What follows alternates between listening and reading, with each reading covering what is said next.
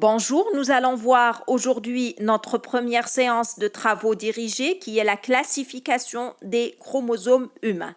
Comme objectif de notre TD, c'est de classer les chromosomes humains selon la nomenclature internationale. La technique qu'on va utiliser, c'est le karyotype. Un karyotype humain normal contient 23 paires de chromosomes, donc 46 au total.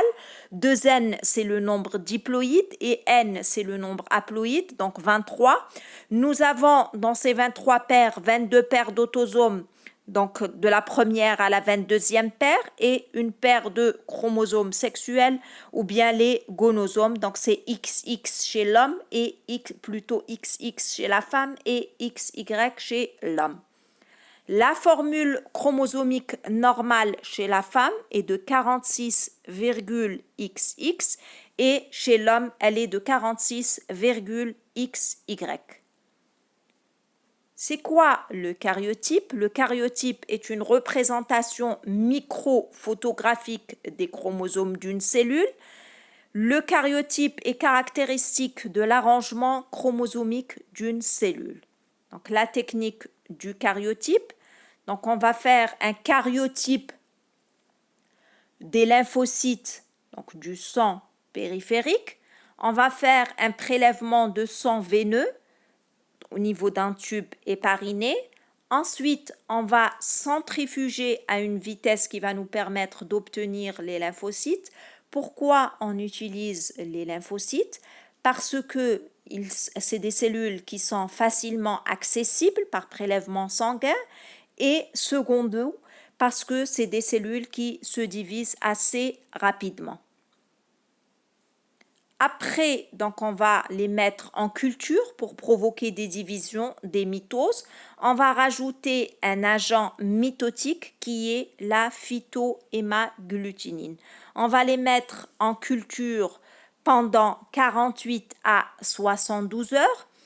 Ensuite, donc après les avoir mis en culture, après avoir obtenu des mitoses, on va bloquer donc nos cellules à un stade de la mitose qui est la métaphase. Pourquoi nous avons choisi la métaphase? Parce qu'au stade de la métaphase, les chromosomes sont le plus visibles et ils sont au maximum de leur condensation. L'agent qu'on va utiliser, c'est la colchicine. Donc, on va rajouter de la colchicine. Après donc avoir obtenu des chromosomes au stade de métaphase, il faut donc isoler les chromosomes des cellules. Qu'est-ce qu'on va faire? On va rajouter une solution hypotonique. Donc cette solution hypotonique, elle va entraîner un gonflement des cellules par pénétration de l'eau par le phénomène d'osmose. Ensuite, l'éclatement donc des leucocytes et après on aura une dispersion des chromosomes. Après, on va mettre notre préparation sur une lame de verre. On va fixer, utiliser un fixateur et on va colorer pour augmenter le contraste. Le colorant qu'on va utiliser, c'est le JMSA. Donc, le résultat obtenu à partir du microscope, donc on va photographier. Ensuite, on va faire un découpage des chromosomes à partir de la photographie et on va les classer. Donc regardez le matériel que nous avons utilisé, le prélèvement du sang périphérique, la mise en culture et là le microscope, donc avec muni d'une caméra et relié à un ordinateur. On utilise donc la prise en photo et un découpage manuel et comme on utilise donc ici la caméra donc du microscope et un classement par un logiciel au niveau de l'ordinateur. C'est ça la plaque métaphasique et là c'est le karyotype, donc le classement des chromosomes. Là aussi c'est une plaque métaphasique. Comment sont classés les chromosomes? Les chromosomes sont classés selon deux critères. Premièrement, leur longueur, c'est-à-dire du plus grand qui correspond à la première paire, donc jusqu'au plus petit. Le deuxième critère de classification, c'est la position du centromère. Donc regardez ici sur un karyotype donc humain normal. nous avons 23 paires, de la première jusqu'à la 23e paire. Donc, ils sont classés du plus grand jusqu'au plus petit. Maintenant, on va parler un peu du centromère. Comme rappel, la structure du chromosome en microscopie optique. Le chromosome en métaphase, il est constitué de 2 chromatides, donc sœurs, reliées par une constriction primaire qui est le centromère. Chaque chromatide est constitué de 2 bras, un bras situé au-dessus du centromère qui est le bras P, le bras court, et un bras situé au-dessous du centromère qui est le bras long ou bien le bras Q. Donc un indice est calculé, c'est l'indice centromérique. L'indice centromérique est égal donc à la longueur du bras court, donc en P, sur la longueur du bras court, donc P, plus la longueur du bras long, donc Q. Maintenant, nous avons les différentes classes de chromosomes, donc selon leur position du centromère. Premièrement, donc nous avons le chromosome métacentrique. Dans le chromosome métacentrique, le bras P est égal au bras Q. Donc nous avons un centromère médian. Deuxièmement, deuxième type donc, de chromosome métaphasique, c'est le chromosome submétacentrique, donc où nous avons donc le bras P qui est inférieur au bras Q, donc il est submédian, donc le centromère. Et en 3, nous avons le chromosome acrocentrique où le bras P est nettement inférieur au bras Q. Nous avons donc ici un karyotype donc féminin normal. Les chromosomes donc, sont classés donc, en paires, on a dit, du plus grand jusqu'au plus petit et selon la position du centromère. Donc la première paire, deuxième, troisième, etc.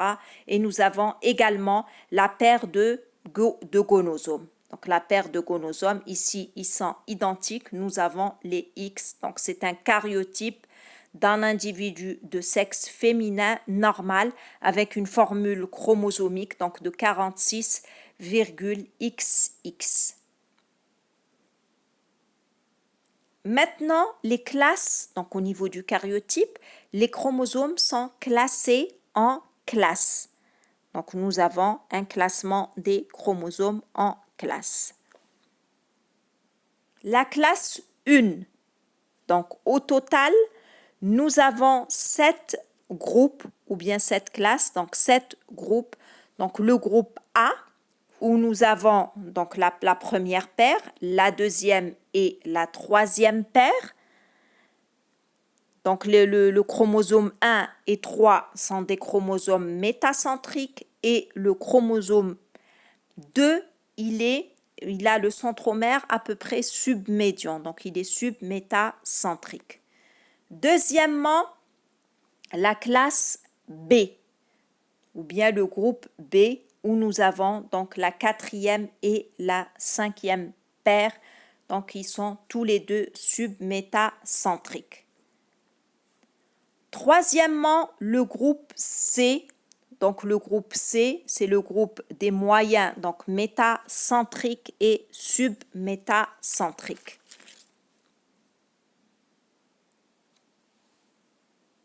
Nous avons la sixième paire, la septième, la huitième, la neuvième, la dixième, la onzième et la douzième. Et nous avons donc même le chromosome X qui ressemble à cette classe. Pour le chromosome 6, 7 et 11, les centromères sont médians. Pour le chromosome donc 8, 10 et 12, les centromères sont plus distaux que les précédents et on a le chromosome X ou le chromosome X où le centromère est submédian. Le chromosome X. Maintenant, le groupe D.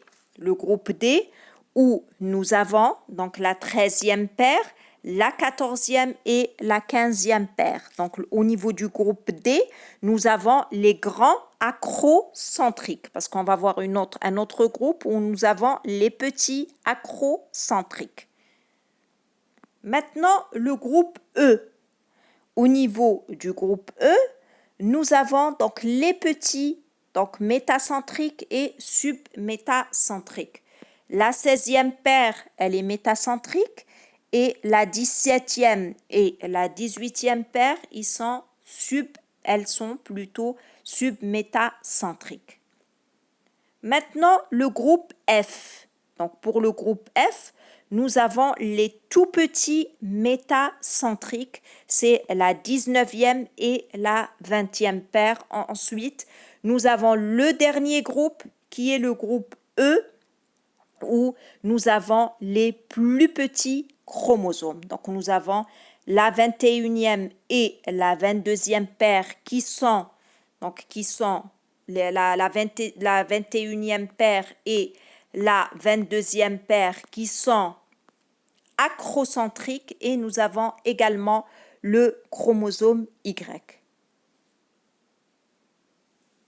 Donc, on va refaire cette classification. Premièrement, le groupe A, où nous avons donc la première jusqu'à la 3e paire.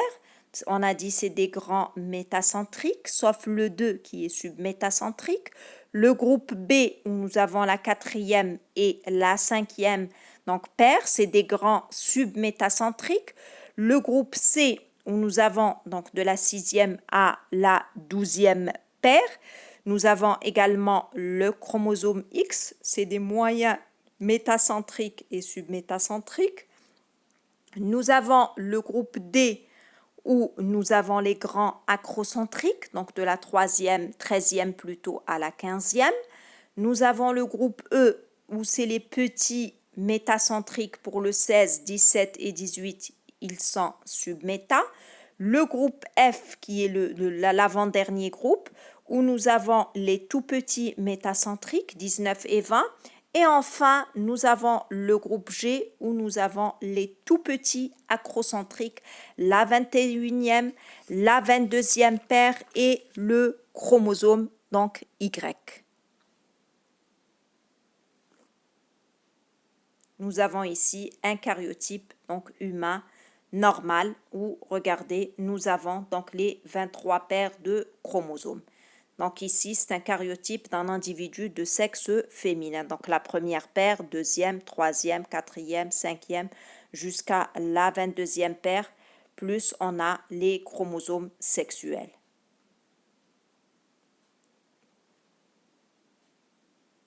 Et je vous remercie.